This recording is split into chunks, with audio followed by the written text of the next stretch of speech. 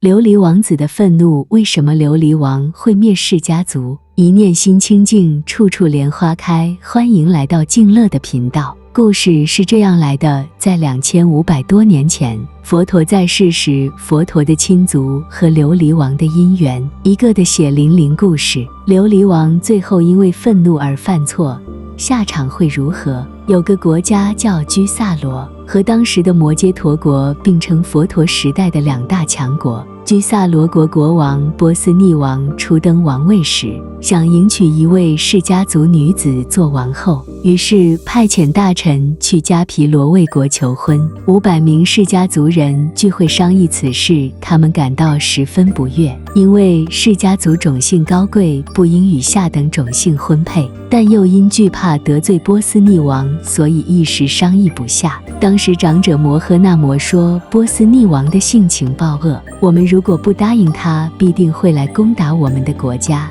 我家婢女有一位美丽端庄的女儿，就说她是我的女儿，将她嫁给波斯匿王。那位婢女也就是后来波斯匿王的大夫人茉莉夫人。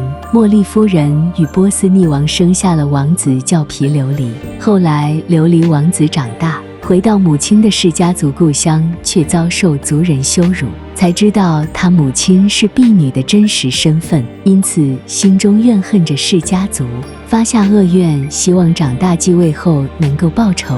波斯匿王的次子琉璃王子于20岁时领兵，将父王罢黜，又杀死兄长祇陀太子，自立为王，同时为了忆雪当年所受的耻辱，准备要起兵攻打迦毗罗卫国。此时佛陀已经79岁了，知道这个消息后，就来到琉璃王军队必经之路的一棵枯树下等待。琉璃王带着军队到达时，看到这个景象，就问佛说，您为何坐在枯树的阴凉下呢？那边的大树枝繁叶茂，应当更加阴凉。佛陀回答，你说的不错，但亲族之音更胜于音。虽然是凶恶残暴的琉璃王，听到佛陀这慈悲的声音，也不能不感动。佛陀的话中是指他要灭亡迦毗罗卫国的释迦族，祖国和亲族之音都没有，还要其他的什么音呢？因此琉璃王心中想，过去国与国用兵遇到沙门总是回兵，何况现在遇到佛陀。他这么想后，就告诉佛陀，他愿意即刻下令回军。不久，琉璃王又第二次带兵征伐迦毗罗卫国，途中又遇到佛陀坐在枯树之下，只好再回军。当第3次琉璃王在出兵的时候，特别绕道出发，还是遇到佛陀坐在枯树之下，琉璃王仍然下令回军。琉璃王明白佛陀的弦外之音，不变为逆，就带兵回国了。一连3次，佛陀都是这样让琉璃王退兵。琉璃王回军后，佛陀没有欢喜，更没有兴奋。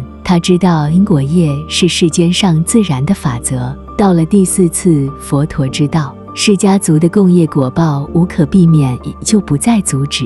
神通第一的目犍连尊者听到琉璃王又起兵要去攻打迦毗罗卫国，怜悯那些即将受害的人，于是向佛陀说，现在琉璃王要去攻打迦毗罗卫国，我希望以4种方便来救护迦毗罗卫国的人：一是将人民安置于虚空中；2是安置在大海中；3是移至2座铁围山之间；4是安置到他方大国中，令琉璃王不知他们的去处。佛陀说，你虽然具有这样的功德神力，但终究无法将释迦族人置于安全之地。众生有7事不可避免，即生老病死、罪福因缘，想必也避免不了，你又如何能覆盖住他们往昔的业呢？然而目犍连尊者始终无法释怀，便将释迦族的精英500人射入钵中，一直举到空中星宿之际。这时琉璃王已到迦毗罗城门外，对释迦族人说道，速速打开城门，否则我会将你们赶尽杀绝。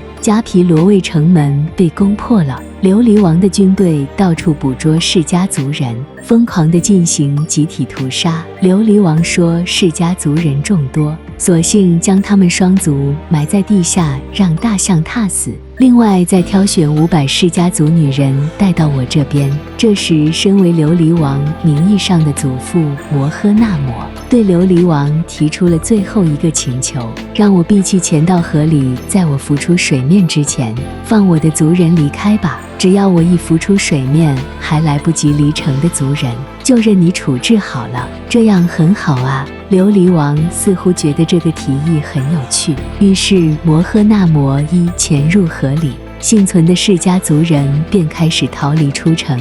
过了好一阵子，眼看成功逃出城的释迦族人越来越多，当3万人奔逃的差不多剩余很少人时，琉璃王才急起来，还是不见摩诃那摩浮出水面。琉璃王遂起了疑心，派人潜入河里一探究竟，结果发现摩诃那摩早就在水底气绝身亡了。为了帮助更多释迦族人的生命，他将自己的头发绑在水底的树根上，抱着树根死了。残暴的琉璃王看到自己祖父以这样的死法拯救族人，也不禁升起一丝后悔之意。到这时候才黯然的没有开口。琉璃王攻陷迦毗罗卫城后，大肆屠城，释迦族人无论男女老幼尽数被杀，死亡数达快10万人。佛陀非常的悲伤，佛行至东门，见到城中一片废墟，佛陀告众比丘，以前我与众比丘在此处说法，如今已成废墟，无有一人，从今以后不再来此。琉璃王只留下500名美貌动人的青春少女作为他的妾婢，谁知500名释迦女抵死不屈。琉璃王愤怒之下，竟残忍地将他们手足砍断，全部活埋。佛陀回到迦毗罗卫，面对如此惨状，头疼欲裂，为500名释迦女子超度后，佛陀以神力看到琉璃王和参与屠城的重兵，7日后将有灭顶之灾。琉璃王闻言后感到非常害怕，知道佛陀不妄语。到第7天时，琉璃王以为已幸免于难，便带军队与侍女到阿仪罗河两侧举行宴会庆贺。忽然天空中云团翻滚，竖起雷阵，暴风骤雨，将所有人飘溺而死。